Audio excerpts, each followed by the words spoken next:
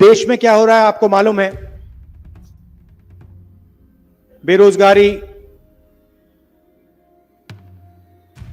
2-3 अरबपतियों को देश का पूरा धन दिया जा रहा है। यहीं के हैं, आपने ही भेजे हैं अदानी और अंबानी। उनके लिए सब कुछ अवेलेबल है, जो भी उनको चाहिए। एयरपोर्ट, मुंबई का एयरपोर्ट किसी और के हाथ में है,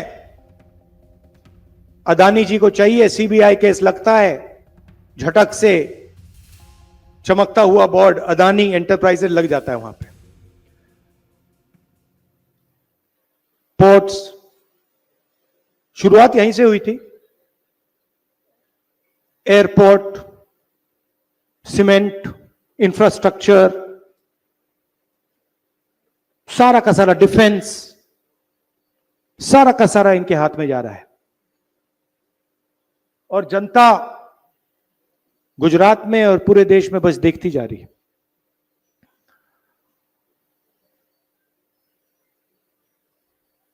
हम कुछ महीनों से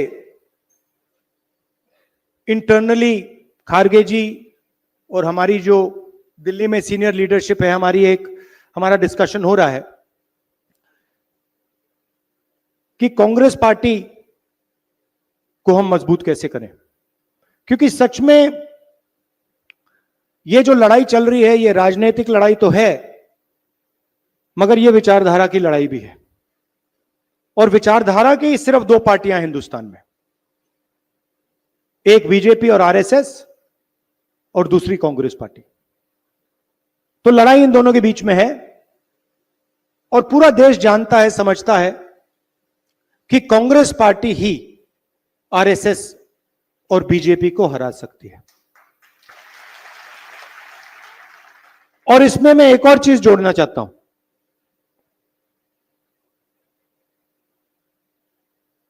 कि सबसे पहले अगर हमने आरएसएस और बीजेपी को देश में हराना है तो रास्ता गुजरात के थ्रू जाता है।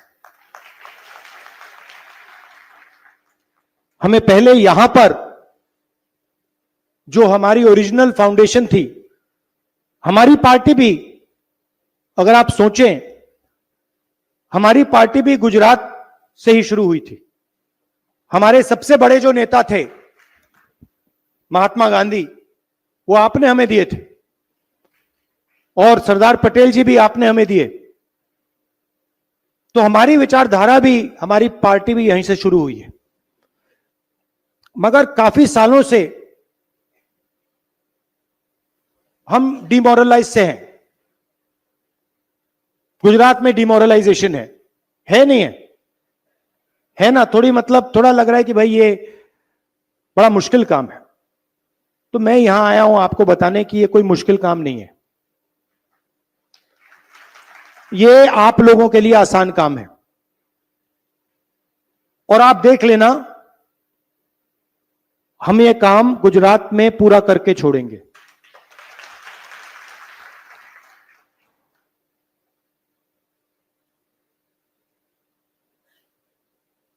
तो हमने निर्णय लिया है कि कांग्रेस पार्टी में हमें थोड़ा बदलाव लाना पड़ेगा। अभी मैं आपके डिस्ट्रिक्ट के सीनियर नेताओं से मिला और बहुत अच्छा डिस्कशन हुआ, और उन्होंने 2-3 चीजें मुझे कही जो शायद हर डिस्ट्रिक्ट के नेता कहेंगे। सबसे पहले, जो हमारे बीच में कंपटीशन होता है वो डिस्ट्रक्टिव कंपटीशन होता है, प्रोडक्टिव कंपटीशन नहीं होता है। दूसरी बात, लोकल लोगों को, लोकल डिस्ट्रिक्ट्स के नेताओं को टिकट डिसीजन में शामिल नहीं किया जाता है। टिकट, उन्होंने हमें बताया भैया टिकट हमें पता नहीं कहां से आया, पता नहीं कहां से, मतलब आसमान से टपक के आ जाते हैं, राइट। दूसरी बात जो मैंने पिछली बार कही कि आप लोगों को काफी अच्छा लगा, मैंने कहा कि देखिए 2 तरीके के घोड़े होते हैं, एक रेस का होता है और दूसरा बारात का घोड़ा होता है। अच्छा, उसमें तीसरा भी होता है, उसको जोड़ देता हूं, एक लंगड़ा घोड़ा भी होता है। और आप ही ने मुझे यह बात बताई कि देखिए राहुल जी, प्रॉब्लम क्या है कि कांग्रेस पार्टी कभी कभी रेस के घोड़े को बारात में बेच देती है और बारात के घोड़े को रेस में दौड़ा देती है। तो हम ये बात इन घोड़ों को हम थोड़ा अलग अलग करना चाहते हैं कि भैया ये रेस का घोड़ा है, ये बारात का घोड़ा है और ये लंगड़ा घोड़ा है, और रेस के घोड़े को हम दौड़ाएंगे, बारात के घोड़े को हम नचाएंगे, राइट। तो हमारे डिस्कशन में से मेन बात क्या निकली कि डिस्ट्रिक्ट को अहमदाबाद से नहीं, डिस्ट्रिक्ट को डिस्ट्रिक्ट से चलाना चाहिए, और डिस्ट्रिक्ट के जो नेता हैं, डिस्ट्रिक्ट के जो लीडर्स हैं, उनको स्ट्रेंथ देनी चाहिए, और खास तौर से जो डिस्ट्रिक्ट प्रेसिडेंट है उसको जिम्मेदारी देनी चाहिए, उसको पावर देनी चाहिए और उसके हाथ मजबूत करने चाहिए। और यह काम हम अब शुरू कर रहे हैं।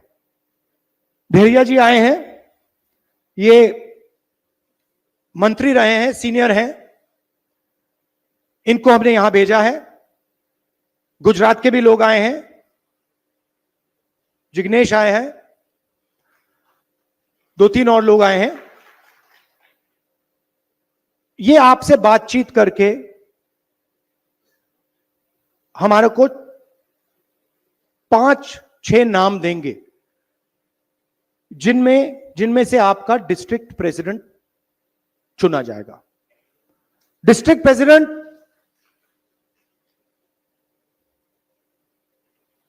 कॉम्प्रोमाइज कैंडिडेट नहीं होगा। District president